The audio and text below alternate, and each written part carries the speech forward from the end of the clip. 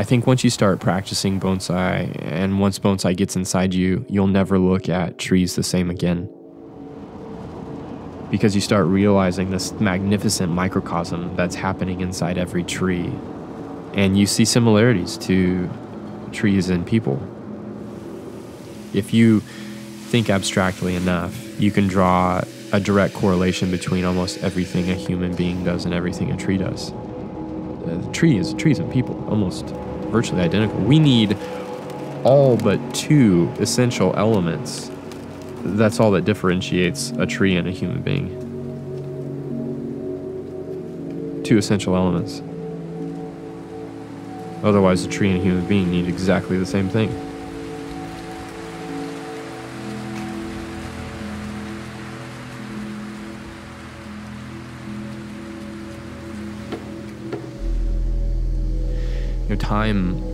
Time plays a tremendous role in human beings in terms of our character and our personality. And when we're young, we're very sharp. Maybe we see in black and white.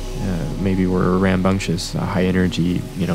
As you get older, maybe you lose some of that energy, some of that pizzazz. Maybe you become a little bit more able to step back and think about things. When you start to look at the way time impacts a tree, it's very similar. Scars that looked very artificial when they were first created start to look natural as they weather and they age, and they become a part of the tree that naturally occurred as far as that tree is concerned. You can't duplicate that. You can't add bark to a tree and have it look natural. You can't take away the tool marks and have it look like it was never artificially done. That's something only time can create.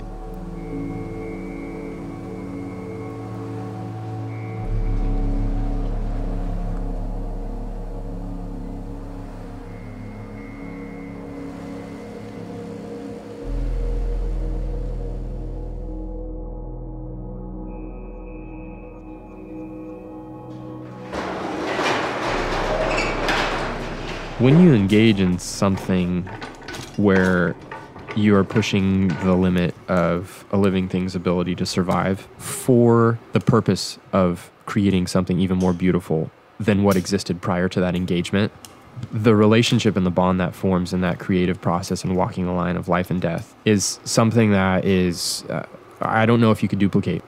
And then to see the tree survive and to see the tree respond, for it to get more healthy, for it to grow into that design, for it to communicate back to you what it liked and didn't like, and then to respond to that again. And this back and forth collaboration until the conversation becomes so similar, the tree has taken on what you were hoping for, and you've taken on what the tree is hoping for. You've closed the gap in that collaboration. That process it's like a drug.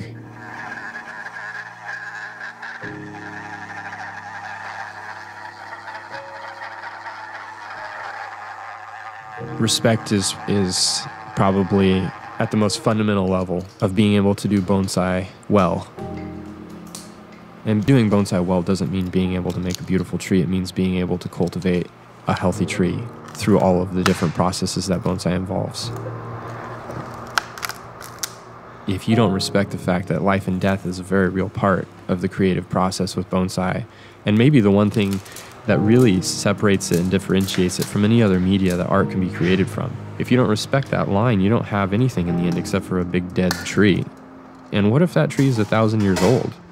We might be here for 80 years, 90 if we're lucky, 100 if we're really out of the ordinary. That tree's been here for 1,000 years. Do you have the right to not respect that? I don't think so.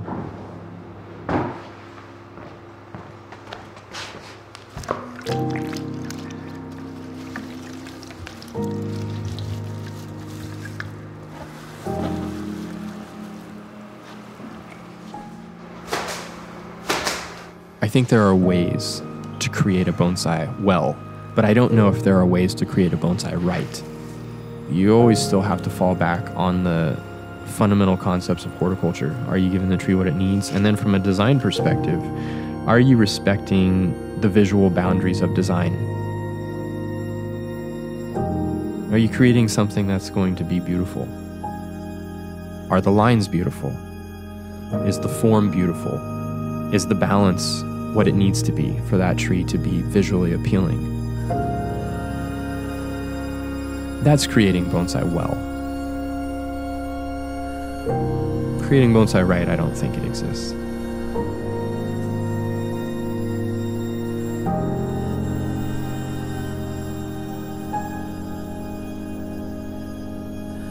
When I went and I started my apprenticeship, there isn't anybody that can ever explain to you what that means.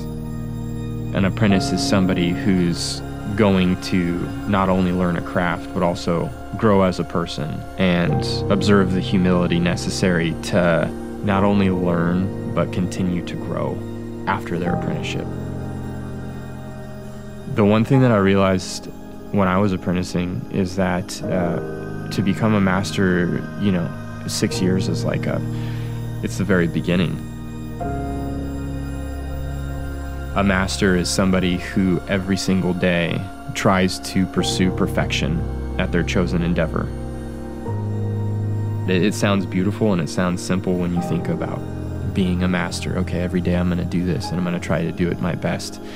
Well, there's a lot of days that you don't want to go do it. And there's a lot of days that you would rather take the shortcut than do it as well as it could be done and better than the day before. And know that tomorrow you're going to do it better than you did that day. So I think a master is somebody that has the work ethic, that has the discipline, that has the passion, and has the talent, to do what they do every day incrementally better until the day they die. A master doesn't retire. A master doesn't stop. They do it until they're dead. It's a part of them. It's who you are.